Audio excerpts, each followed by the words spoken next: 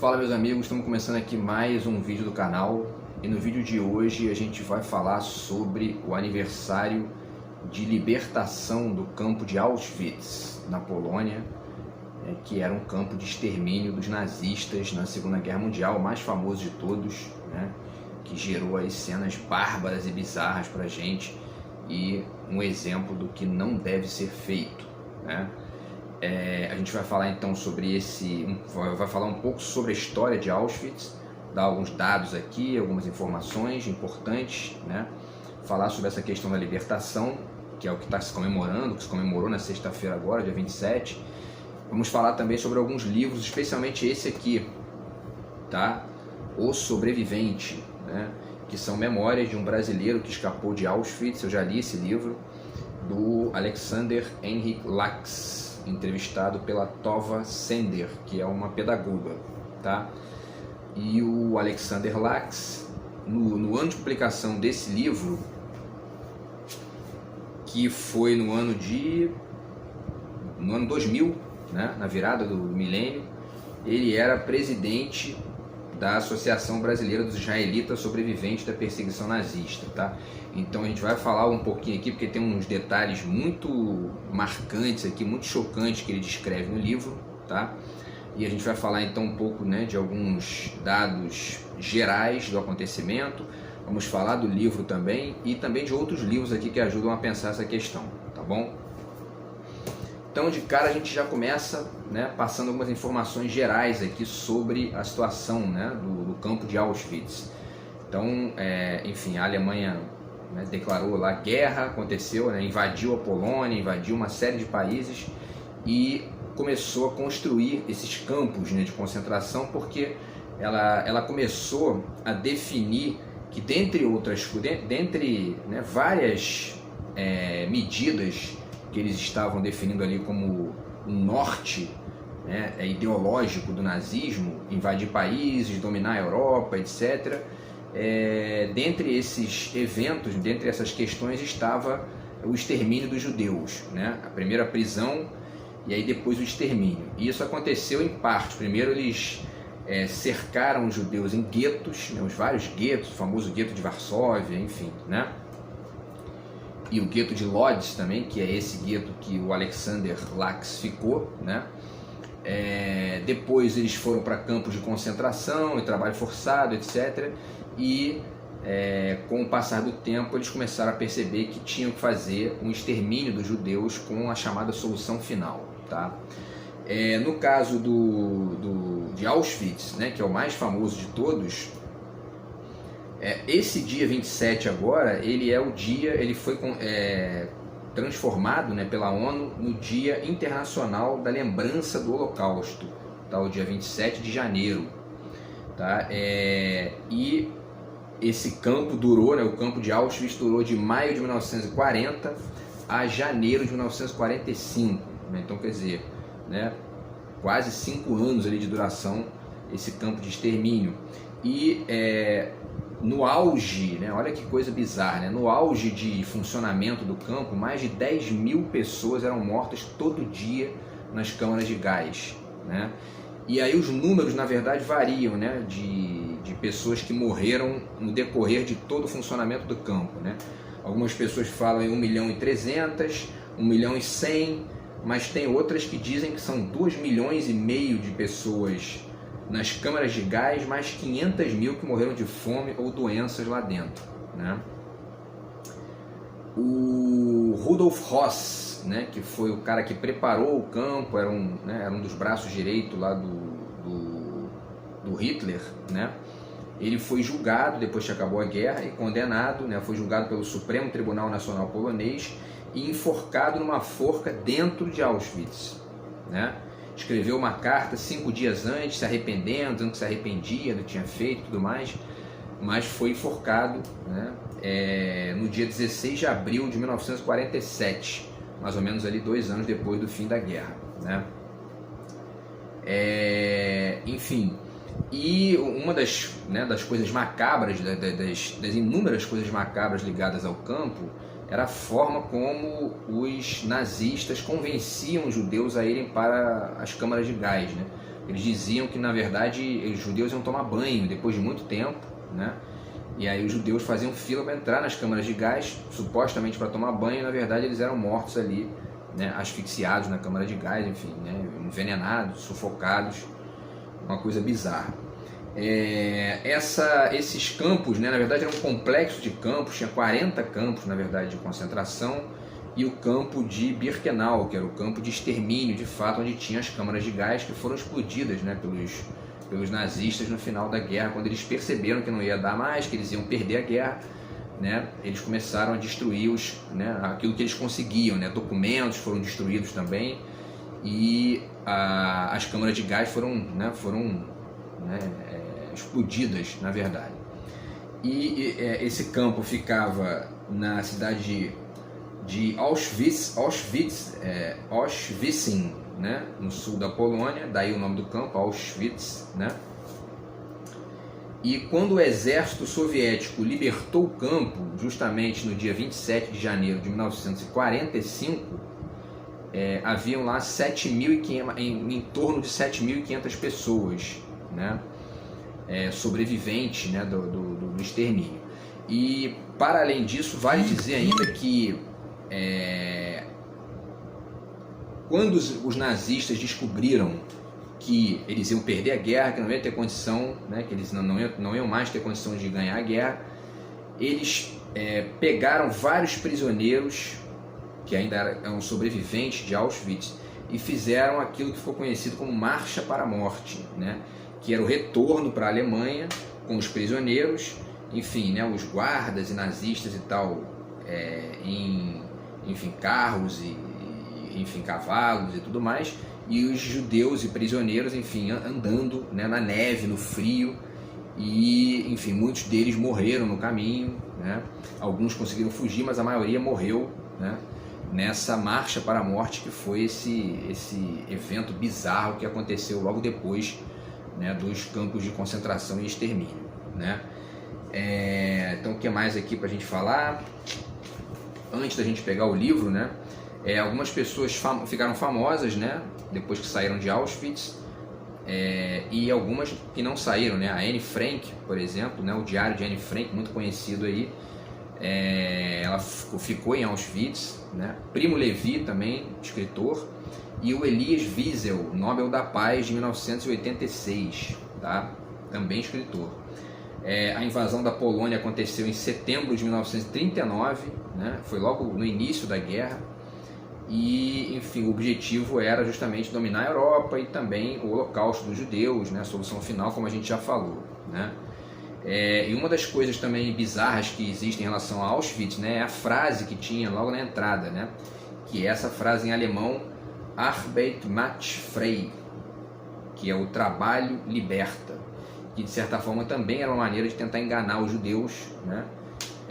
De que eles iam trabalhar ali dentro, né? E não morrer, né? Então foi todo um trabalho ali de forja, né, para que os judeus fossem encaminhados para lá e aos poucos fossem sendo assassinados em massa, né? Algumas coisas também, em 2002 a Unesco declarou, né, que o campo de Auschwitz é um patrimônio da humanidade, né? Patrimônio da humanidade, obviamente, no sentido de ficar ali como um registro dessas barbaridades, para a gente estar o tempo todo refletindo, né, para não acontecer mais, coisa que o cinema faz muito, a filosofia também faz bastante, né, a arte está sempre pensando essas questões, e enfim, e é uma questão muito importante a gente falar disso também nesse momento, porque a gente tem visto, né, crescer aí o número de células neonazistas, né, os Estados Unidos, por exemplo, né, tem um certo convívio com isso, que é um pouco, é muito questionável, né? A partir de uma ideia esquisita de liberdade individual ali, né, que enfim, né, que é muito discutível, que abre espaço para esses perversos que existem por aí, a gente sabe bem disso, né? E, enfim, o fato é que essas células neonazistas têm aparecido bastante, inclusive algumas vinculadas ao bolsonarismo no Brasil, especialmente na região sul do país, né?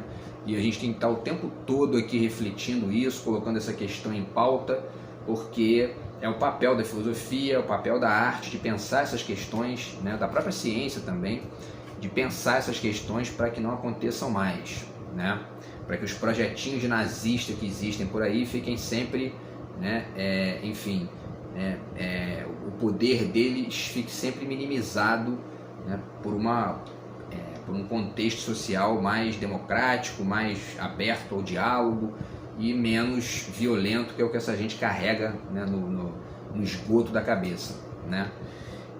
Aconteceram algumas fugas também em Auschwitz, vale dizer isso, tá? Para finalizar esses dados aqui, né? E uma delas aconteceu no dia 20 de junho de 1942. 3 poloneses e um ucraniano roubaram um carro oficial e fugiram disfarçados de guardas da SS, conseguiram escapar, né? E para além da Marcha da Morte, né, e dos prisioneiros que ficaram lá e foram descobertos pelo exército soviético, 20 mil prisioneiros foram levados até o campo de Bergen-Belsen, né, nessa marcha aí de volta para a Alemanha. Alguns morreram na estrada, né, muitos morreram na estrada, e alguns foram levados para esse campo de Bergen-Belsen e foram libertados pelos britânicos, né, em abril de 1945, quer dizer, ainda demorou ali, né? Porque Auschwitz foi libertado em janeiro, Bergen-Belsen, fevereiro, março, abril, maio, demorou 4 meses ainda para eles serem libertados lá, esses 20 mil que sobraram, né? E então, repetindo, foram 7.500 sobreviventes, né, que foram encontrados lá, e algumas crianças, né, parece que 180 crianças, e enfim, estavam esqueléticos, né, enfim, alguns morreram, inclusive, quando foram alimentados, porque o estômago não funcionava mais, né? Um negócio impressionante assim. E esses que foram libertados, né? Eles foram libertados pela divisão de rifles número 322 do 60º Exército de Frente Ucraniana do Exército Vermelho, comandados pelo Anatoly Shapiro, tá? Então, enfim, são essas informações aí que a gente tem para passar sobre Auschwitz. Agora vamos falar um pouquinho sobre esse livro, né, do Alexander Lax, tá? Entrevistado pela Tova Sender. O livro se chama O Sobrevivente, e esse livro tem um detalhe importante, né, porque esse cara, o Alexander Lax, ele veio para o Brasil, né? Ele saiu da Alemanha, foi para os Estados Unidos, ficou um tempo lá e depois veio para o Brasil porque ele tinha uma tia aqui, né, um pedaço da família dele estava aqui no Rio de Janeiro. Então, uma pessoa que, enfim, transitou aí, não sei se ele já faleceu, mas ele transitou aqui pelo Rio de Janeiro, falando sobre esse evento importante aí. A gente vai falar um pouquinho sobre algumas citações do livro, tá? Que são muito marcantes, tá? Então, assim, vamos lá, né? Na página 12, ele cita a importância de relembrar o evento, né? Ele fala: apesar de tudo, não podemos e não devemos... Quer dizer, na verdade, quem fala isso não é ele, é o reitor da PUC, né? Jesus Hortal Sanches, que diz o seguinte: apesar de tudo, não podemos e não devemos esquecer. Precisamos da lembrança para podermos construir um futuro diferente. Esse é o papel, né, da reflexão, o papel da filosofia, de estar o tempo todo colocando em questão essas coisas para a gente poder, né, manter o debate a respeito disso, para evitar essas novas movimentações aí, porque o nazismo, o fascismo, né, e todo tipo de perversidade e de tortura, de vingança, de covardia, está sempre à espreita aí na natureza humana, né? Eu sei bem do que eu estou falando, podem acreditar nisso, tá? E a gente tem que estar o tempo todo refletindo para que essas pessoas não ganhem o poder que muitas delas têm, né? Infelizmente, tá? Na página 28 e 29 ele cita o gueto de Lodz, né? Que é justamente essa parte inicial ali da guerra, né? Na qual os judeus foram confinados nesses guetos. E ele fala, né, que, enfim, que até então achávamos que a vida humana tinha valor, pensávamos que não havia nada mais valioso, nada que superasse a importância de uma vida. No entanto, o que vimos no dia seguinte, né, do início do gueto, né, compromete a dignidade humana, é algo inimaginável até mesmo para a mente mais cruel. A partir daí, a morte passou a ser uma rotina e os judeus eram, enfim, enforcados e deixados em praça pública, nos guetos, né, para poder já ir mostrando para os judeus o que ia acontecer, né? Na página 69 ele fala um pouco sobre a importância da fantasia, né? que a gente sempre chama atenção para isso aqui.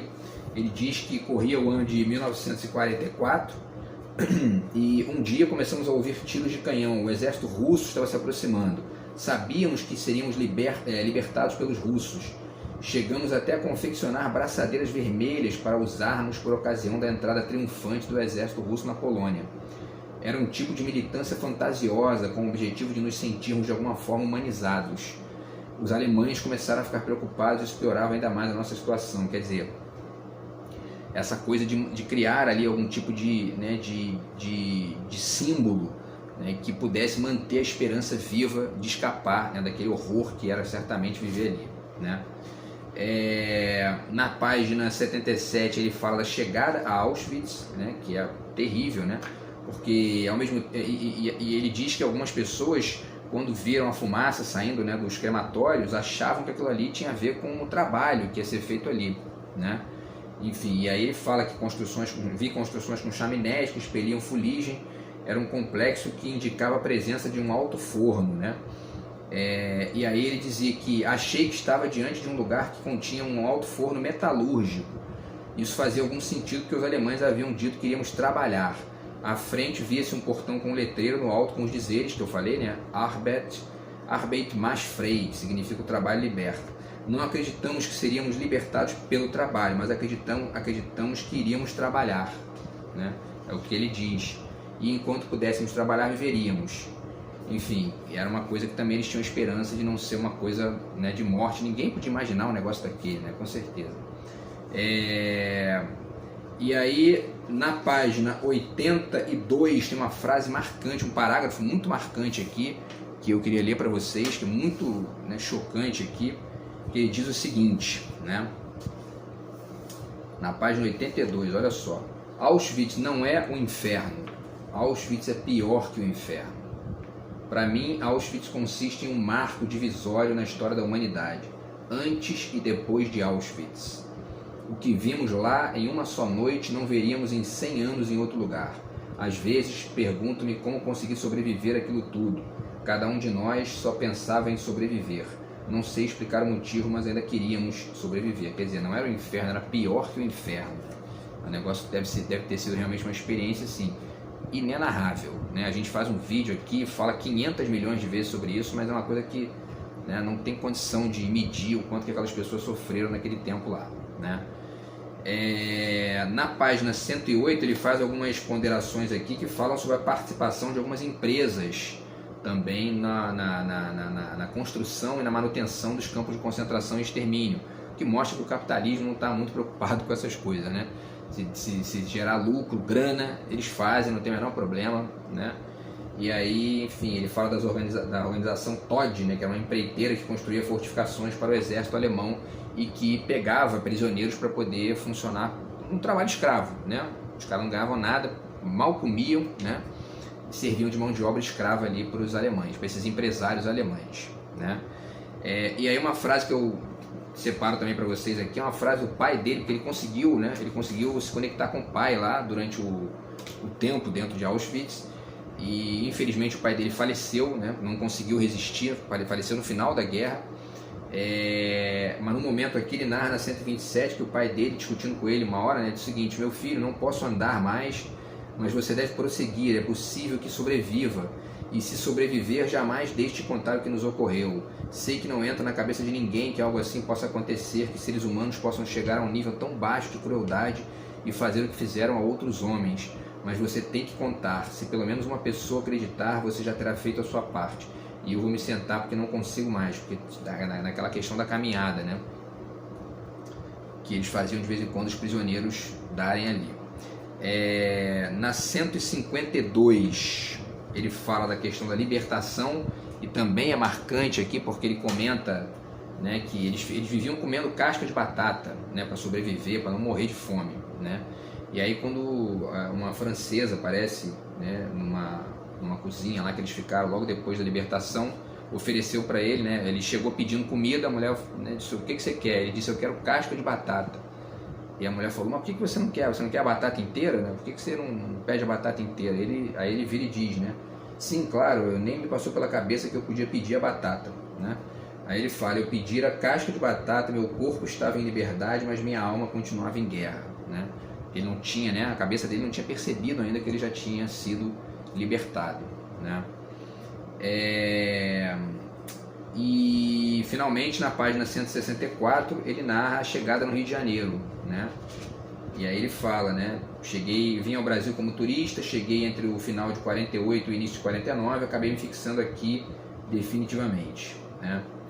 E enfim, então é um livro muito marcante, muito chocante aqui sobre Auschwitz, tá? O sobrevivente Alexander Lax, tá? Entrevistado pela Tova Sender, tá bom? E aí, pessoal, deixo mais algumas dicas aqui, né, pra gente poder, né, enfim, refletir, passar alguns livros que são importantes aqui na reflexão do nazismo, né, que é um dos eventos mais bizarros da história da humanidade, especialmente por conta da proximidade com a gente aqui, né, quer dizer, século XX, a gente achando que, né, o mundo ali achando que estava já se civilizando e acontece um negócio desse, né. O Adorno, que eu já citei esse livro aqui várias vezes, Educação e Emancipação, né, ele tem um texto aqui muito importante chamado Educação após Auschwitz, né. Inclusive eu estou preparando um artigo sobre o Bolsonaro em diálogo com esse artigo aqui, e, né, se eu conseguir resolver esses problemas bizarros que eu estou passando aqui também, eu vou terminar esse artigo. E aí, né, na página 119 o artigo começa e ele já cita, diz o seguinte, ó: a exigência que Auschwitz não se repita é a primeira de todas para a educação, né? E aí ele continua, né? Qualquer debate acerca de metas educacionais carece de significado e importância frente a essa meta, que Auschwitz não se repita. Ela foi a barbárie contra a qual se dirige toda a educação. Fala-se da ameaça de uma regressão à barbárie, mas não se trata de uma ameaça, pois Auschwitz foi a regressão, né? Quer dizer, aquilo ali não foi uma ameaça, né? Não se trata de ameaça de regressão, aquilo ali foi a regressão radical e absoluta, né? E muita gente carrega, né, essa energia do mal em si, né? E a gente tem que estar o tempo todo debatendo para poder livrar, ou pelo menos minimizar, né, o mundo da presença dessa gente asquerosa, né? Outro livro importante é o Eichmann em Jerusalém, da Hannah Arendt, né? Que é um livro muito importante também, que fala sobre o julgamento do Adolf Eichmann, né, o último nazista capturado, foi capturado em Buenos Aires, na Argentina, e ela fala em vários momentos aqui sobre Auschwitz, né, e sobre outros campos de concentração também, de extermínio, porque o Eichmann era responsável pela condução dos judeus até os campos pela via das ferrovias, né, dos trens. Então esse também é um trabalho muito importante, e também a questão do conceito de banalidade do mal, né, que é da Hannah Arendt, tá, pessoal? Um outro livro que eu acho muito importante também, eu não li inteiro aqui, mas é um livro muito interessante, é O Espelho do Ocidente, do Jean-Louis Vuillerme, tá? No qual ele fala das raízes do nazismo na própria cultura ocidental, né? Então é um livro muito interessante, porque faz a gente pensar o quanto que existe, né, de embrionário do nazismo em certos elementos da cultura ocidental, né, da virada do século XIX para o século XX, e ele trabalha isso aqui nesse livro de maneira muito importante, tá? É O Espelho do Ocidente, o nazismo e a civilização ocidental. A gente fala também dos trabalhos do Nietzsche, né, aqui a origem da tragédia proveniente do espírito da música, não exatamente pelos temas em si do livro, mas pelo conceito de tragédia, né?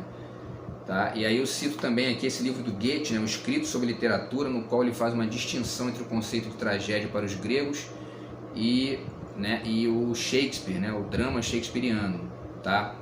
E a gente pensa, né, se dá para classificar o nazismo e a própria experiência de Auschwitz como tragédia, né, na medida em que a tragédia é isso, né, aquela coisa que não tem, aquela situação que não tem retorno, né, não tem como você, enfim, voltar atrás. Então, ainda que tenham havido sobreviventes, né, que a coisa tenha sido resolvida de maneira, né, inclusive jurídica, internacional, a experiência em si está lá, aconteceu, né, e a gente tem que estar o tempo todo rediscutindo isso, né, porque foi uma tragédia de fato aquilo, uma coisa bizarra que aconteceu na história da humanidade, né, e é papel a gente continuar refletindo. Deixo também aqui 2 dicas de romances, que eu já falei deles também, que não tem nenhuma conexão direta com o nazismo, né? Mas que tem uma conexão indireta viável, tá? Que é o Terra Sonâmbula, do Mia Couto. Os dois eu li esse ano passado, né? O ano passado, tá? O Terra Sonâmbula, do Mia Couto, tá aqui, né? E Um Artista do Mundo Flutuante, do Kazuo Ishiguro, escritor japonês que mora na Inglaterra. Por que eu estou citando esses 2 livros? Porque eles falam de eventos pós-guerra, né? No caso aqui, a questão da bomba, né, de Hiroshima e Nagasaki, e aí o final da Segunda Guerra Mundial no Japão, e no caso o livro do Mia Couto, no final da Guerra Civil de Moçambique, né? Então aquele cenário pós-guerra, que certamente é isso que a gente pensa, né, sobre a experiência de Auschwitz também ali, porque a gente está falando da libertação de Auschwitz, né, do momento de libertação, e esse momento de libertação ele leva a pensar nesses momentos pós-guerra ali, né, e o quanto que essas questões começaram a ser discutidas e mapeadas e ao mesmo tempo refletidas em trocentos registros, né, no cinema, na filosofia, na educação, na mídia, né, enfim, tá nos espaços públicos de maneira geral, tá? Então esses 2 romances também são interessantes, né, para poder pensar essas conexões e a história de Auschwitz, né? E eu finalizo com um romance que também, esse aqui então não tem nada a ver com a Segunda Guerra, mas o título do romance tem a ver, né? Que é o romance O Terceiro Reich, do Roberto Bolanho. Para a gente finalizar o vídeo até com uma coisa um pouco mais leve, que tem a ver com um jogo, na verdade, né? Tem a ver com um jogo, ele narra a história de um jogo, né?